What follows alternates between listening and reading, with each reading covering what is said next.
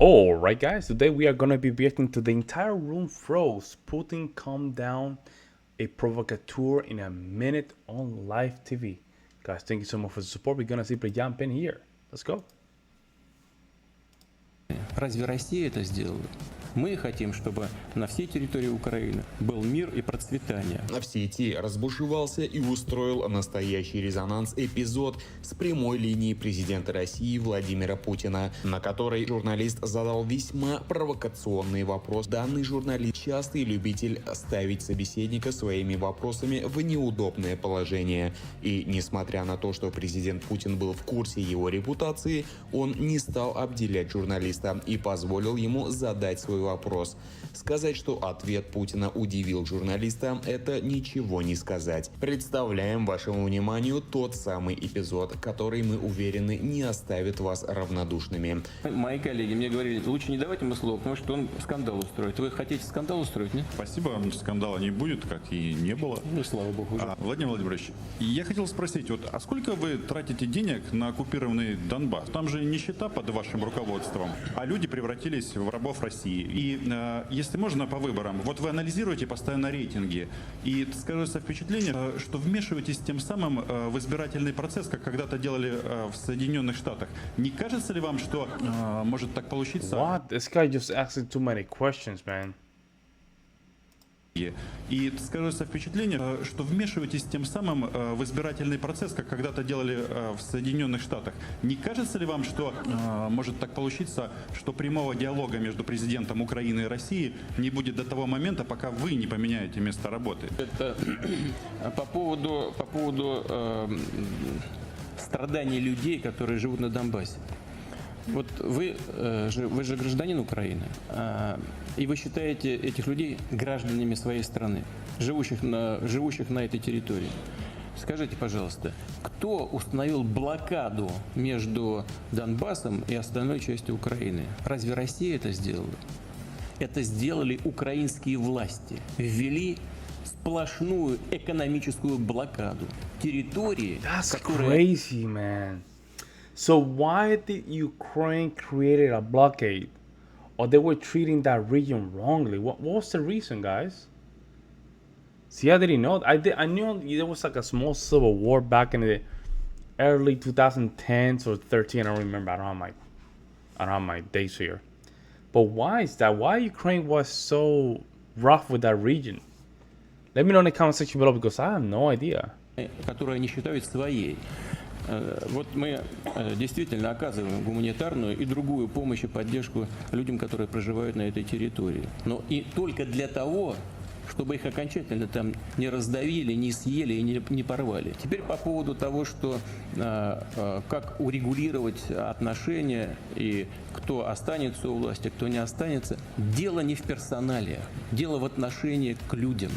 Мы хотим, чтобы на всей территории Украины был мир и процветание. Мы заинтересованы в этом, потому что это естественные связи. И эти естественные связи когда-нибудь все-таки дадут о себе знать.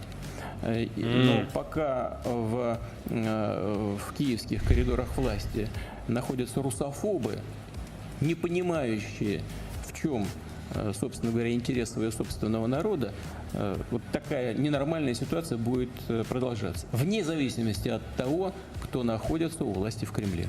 Вот такое видео, уважаемые зрители нашего канала. Что That вы is думаете? interesting. That is interesting. I don't have nothing against the guy asking the question. I think it's fair to say, guys, it's fair to say that it's important for people to ask the right questions, right? There's nothing wrong with that. Nothing wrong with that. I think journalists should ask the questions. But the situation of Ukraine, this was 2008, right? Let me just see what people say.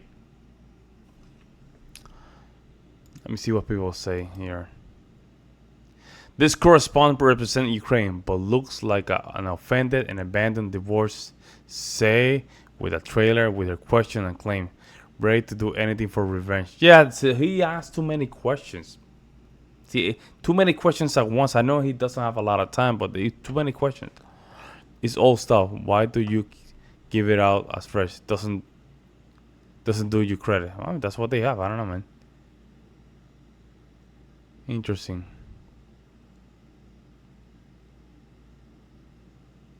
Vladimir Putin is a genius over time, changing the course of world history. Putin is well done. And you know what's crazy about Putin? If you notice, let's just go back to the video.